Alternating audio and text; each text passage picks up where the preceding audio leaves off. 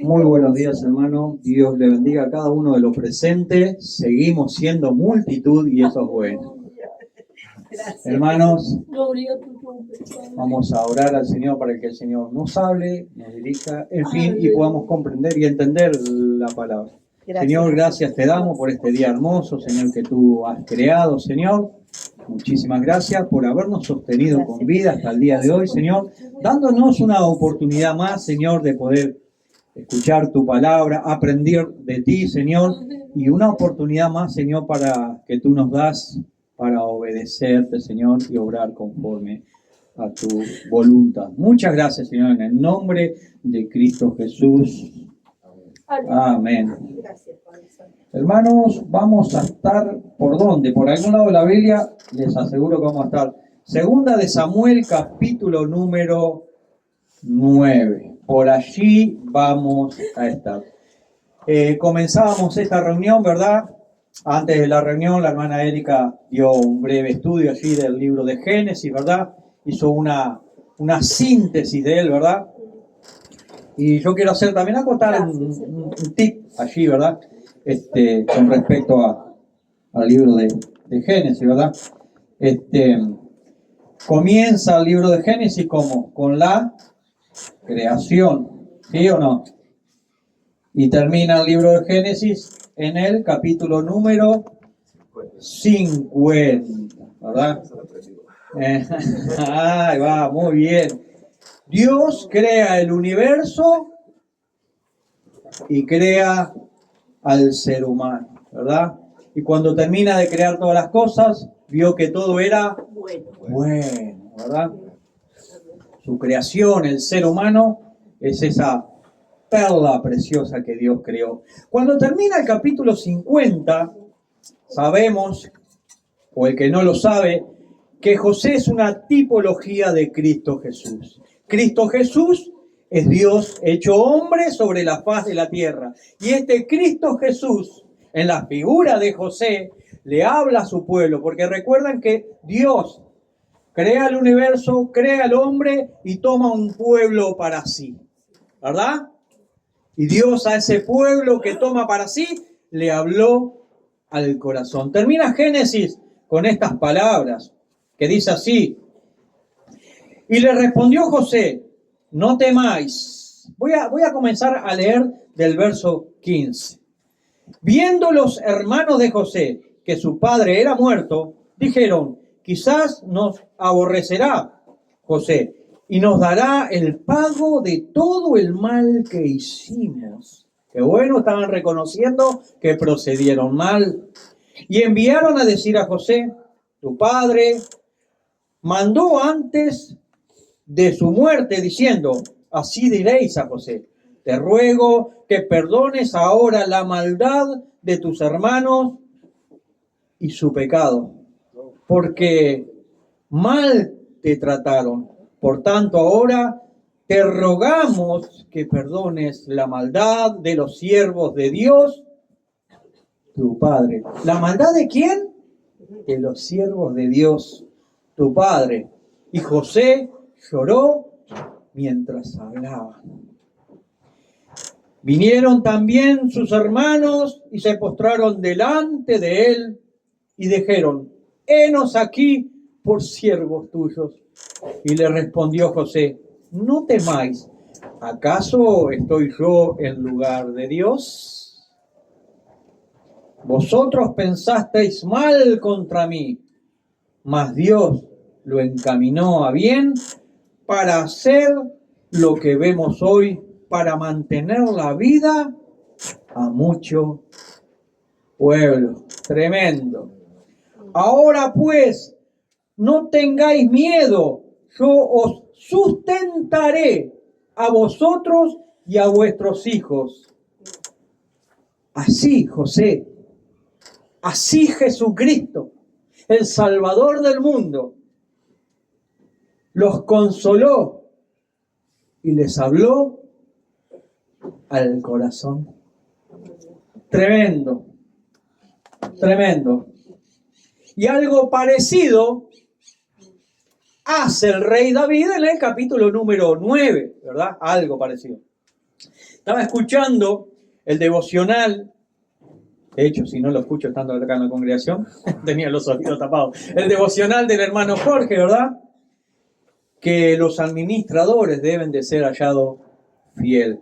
En este caso está hablando de los administradores de la palabra de Dios. Y Jorge hacía un paralelismo con la medicina, ¿verdad? Ayer yo, separando un material para hacer un estudio futuro, no tan distante, sobre la muerte, ¿verdad?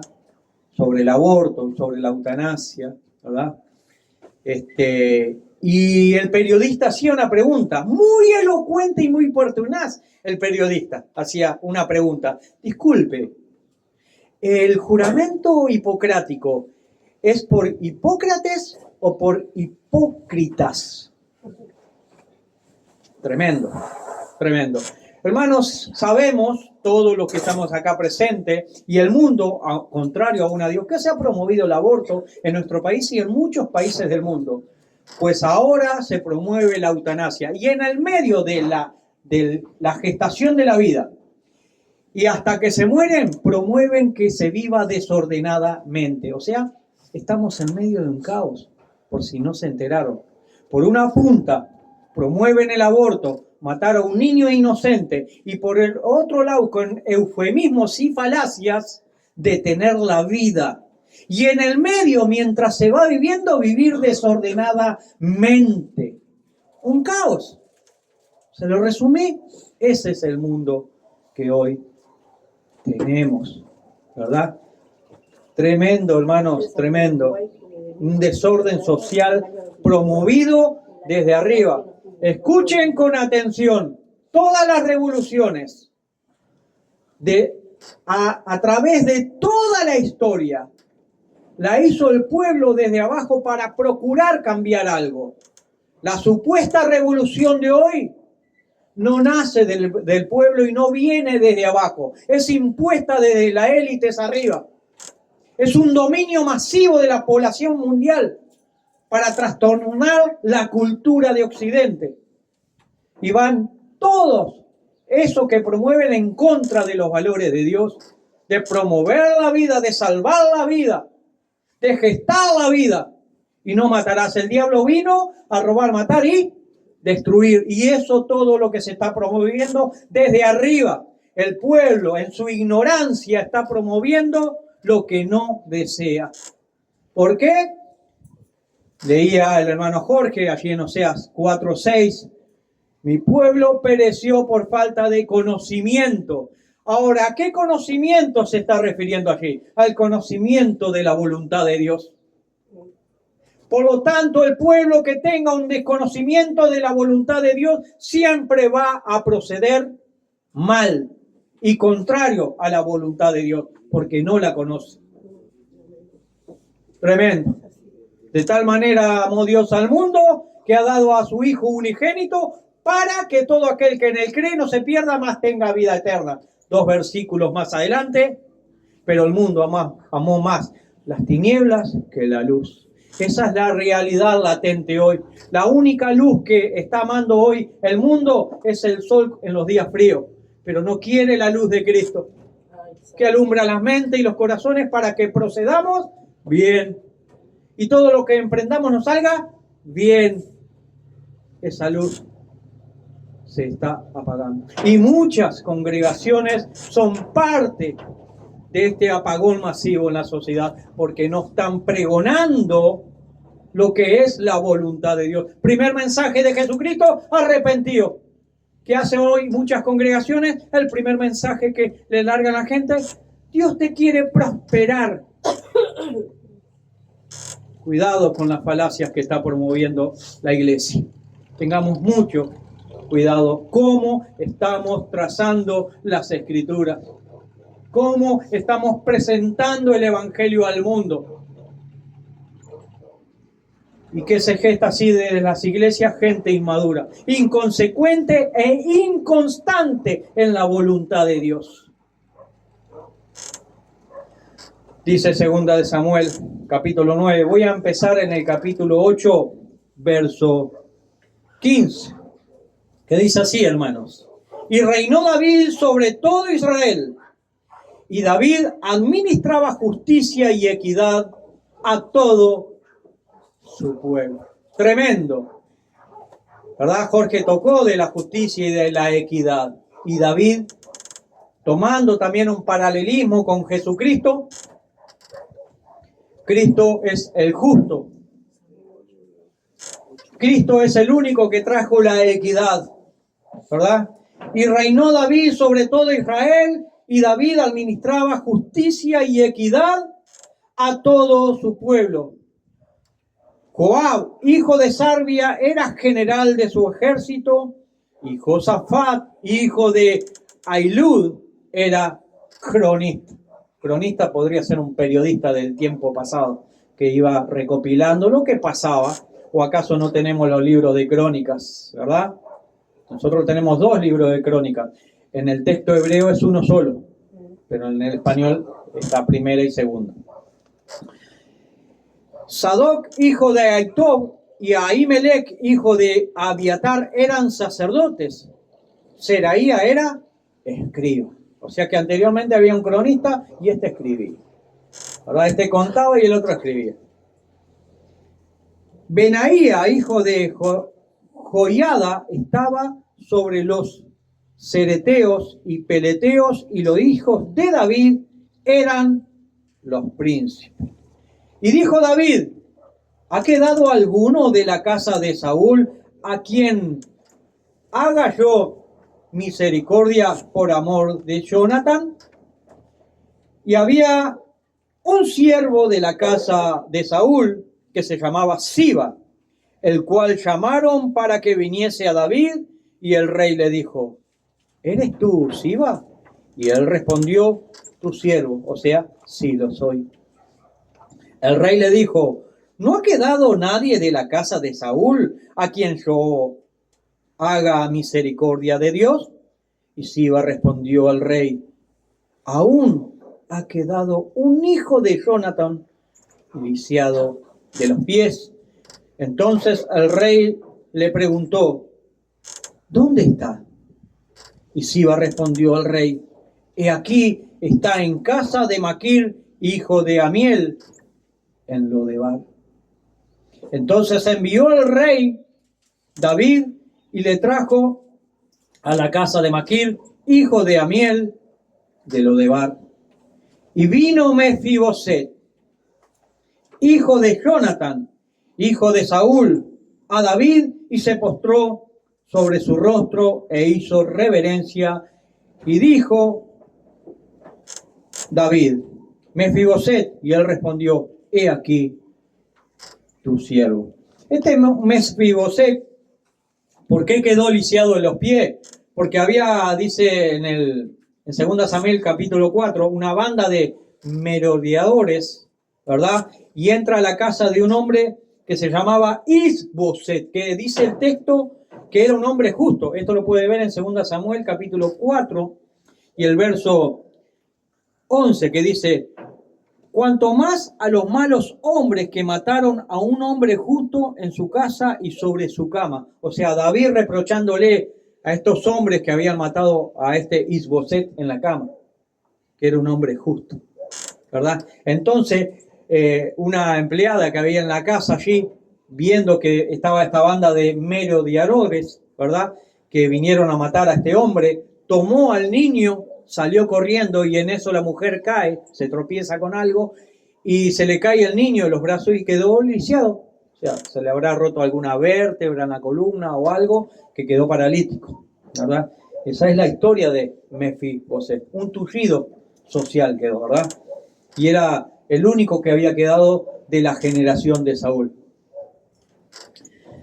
Tremendo, ¿verdad?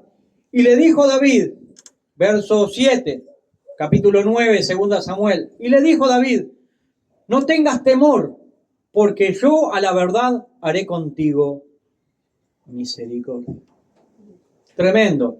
Por amor de Jonathan, tu padre, y te devolveré todas las tierras de Saúl, tu padre, y tú comerás siempre a mi mesa.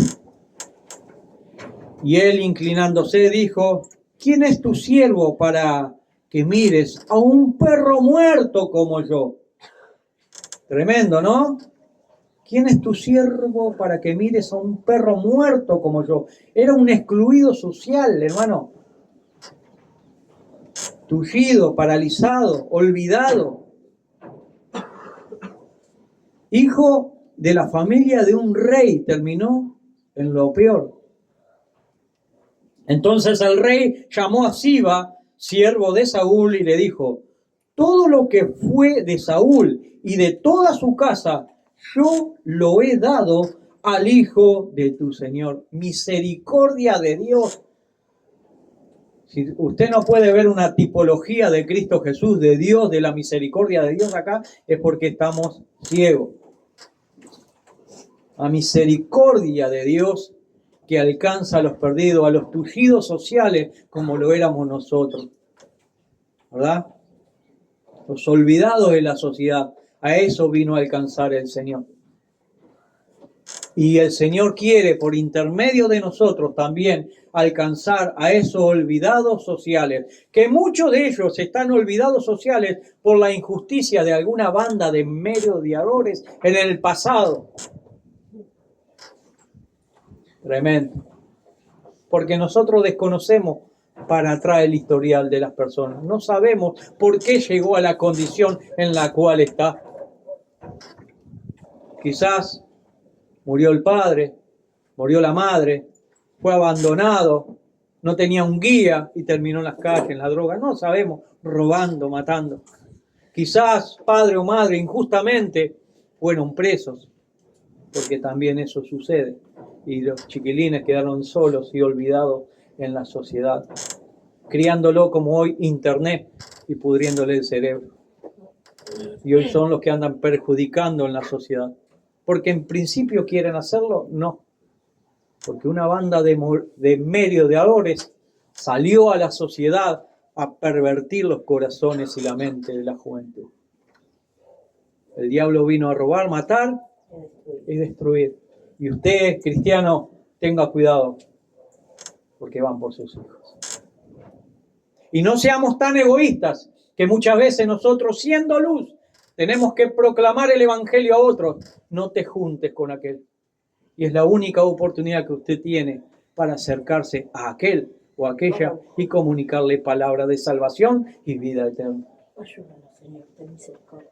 Estamos tan ensimismados nosotros mismos que no estamos promoviendo la luz. No te juntes con aquel. Sí, hay que enseñarle valores a nuestros hijos, por supuesto, para que no se junte con aquel. Pero recuerde que Jesucristo, mi Señor y su Señor, eran amigos de pecadores. No hacían lo que ellos hacían, pero se acercaba a ellos. Nosotros tenemos miedo que nuestros hijos se manchen. Entonces, como padre y madre, aproveche esa oportunidad del nexo que pueda generar su hijo para comunicarle esa salvación. Usted ya tiene salvación. Yo ya la tengo. Y el Señor quiere, por intermedio de nosotros, que otros sean salvos, así como otros invirtieron tiempo en nuestras vidas para que nosotros alcancemos salvación y vida eterna. Misericordia de Dios. Buscar primero el reino de Dios y su justicia. Pero muchas veces la iglesia no está buscando primeramente el reino de Dios y su justicia. Está buscando cosas. Entonces, evaluar la situación. Evaluar la situación. Verso 9. Entonces el rey llamó a Siba, siervo de Saúl, y le dijo: todo lo que fue de Saúl y de toda tu casa, yo lo he dado al hijo de tu Señor, a ese tullido social. Tú pues le labrarás la tierra, tú con tus hijos y tus siervos, y almacenarás los frutos para que el hijo de tu Señor tenga pan para comer. Pero Mefiboset, el hijo de tu Señor, comerá siempre a mi mesa. Recuerden que los tullidos sociales, el Señor salió por el mundo a buscar a los perdidos para invitarlo a la mesa. Que Él fue a preparar morada, pero también un banquete para cada uno de nosotros. Para que nos sentemos a esa mesa y reinaremos juntamente con Él. Y comerá siempre a mi mesa. Y tenía Siba 15 hijos y 20 siervos. Y respondió Siba al rey: conforme a todo lo que ha mandado mi señor, el rey a su siervo, así lo hará tu siervo Mefiboset. Dijo el rey: comerá a mi mesa y como uno de los hijos del rey. ¿Verdad? Ese tullido social. Comerá como uno de los hijos del rey. Señor Jesús santo. Cada uno de nosotros éramos olvidados en la sociedad y el Señor nos alcanzó. Gracias. No nos olvidemos de dónde nos rescató el Señor y extendamos esa esperanza a aquellos que aún están olvidados en la sociedad. Tremendo. Y tenía Mefiboset un hijo pequeño que se llamaba Micaía, y toda la familia de la casa de Siba eran siervos de Mefiboset. Y moraba Mefiboset en Jerusalén, porque comía siempre a la mesa del rey y estaba lisiado de ambos pies. Levantar las manos caídas, las rodillas paralizadas, ¿verdad? Tremendo, hermano. El rey dio una orden. Ve a buscar a Mefiboset. Lo quiero ver sentado a la mesa. Y es lo que nos está diciendo hoy. Ve a buscar a ese perdido. Lo quiero ver como tu hermano sentado a la mesa. Lo quiero ver como mi hijo. Lo quiero ver como mi pueblo sentado a la mesa. Tremendo. La palabra dice que debemos de amar aún a nuestros enemigos. ¿Estamos capacitados para hacer tal labor? Tremendo. La palabra dice que es fácil amar a quien nos ama. Pero ¿estamos debidamente capacitados como hijos de Dios para amar a nuestros enemigos? Tremendo. ¿Es difícil? Humanamente, sí. Pero somos hijos de Dios. Somos hijos de Dios. Tenemos que actuar como tal y en consecuencia. Eso es misericordia de Dios. Alcanzar a mi enemigo. ¿Estamos dispuestos a alcanzar a nuestro enemigo? Tremendo. Hermanos, hermanas,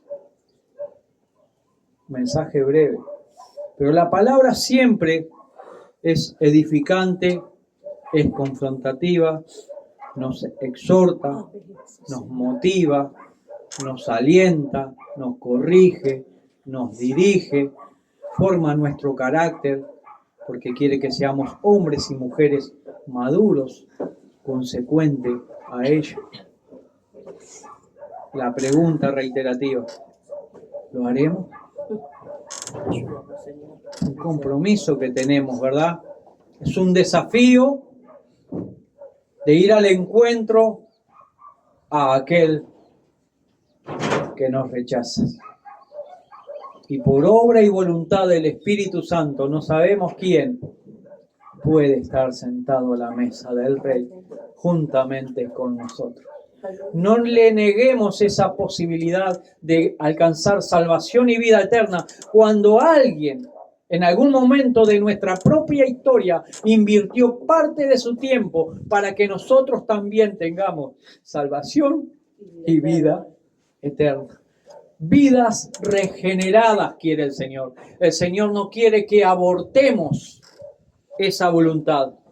El Señor no quiere que hagamos una eutanasia con eufemismo para evitarnos la responsabilidad de proceder bien con nuestro prójimo.